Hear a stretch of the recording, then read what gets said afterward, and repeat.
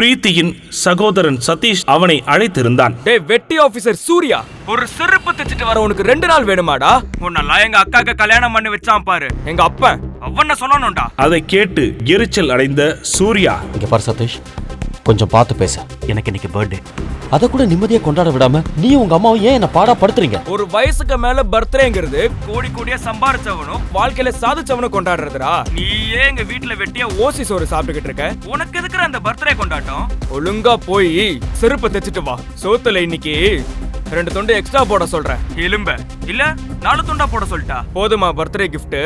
ஒழுங்கா தச்சிட்டு வா என்று அசிங்கப்படுத்தி விட்டு சதீஷ் காலை கட் செய்ய சூர்யா தனது மாமியாரின் செருப்பை எடுத்து கோபத்தில் தூக்கி எறிய நினைத்தான். ஆனால் சுதாரித்துக் கொண்டான்.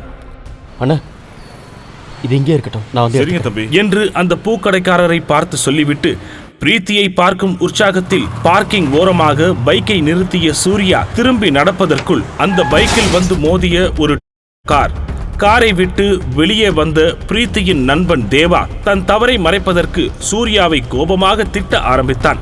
டேய் கண்ணு தெரியாத கபோதி, உன் குப்பை பைக்கை பார்க் பண்றதுக்கு ஏன் பார்க்கிங் தான் கிடைச்சதா? உன்னால என் வண்டி வேற ஸ்கிராச் ஆயிடுச்சுடா பரதேசி என்று தேவா கத்த சூர்யாவுக்கு கோபம் கொந்தளித்தது.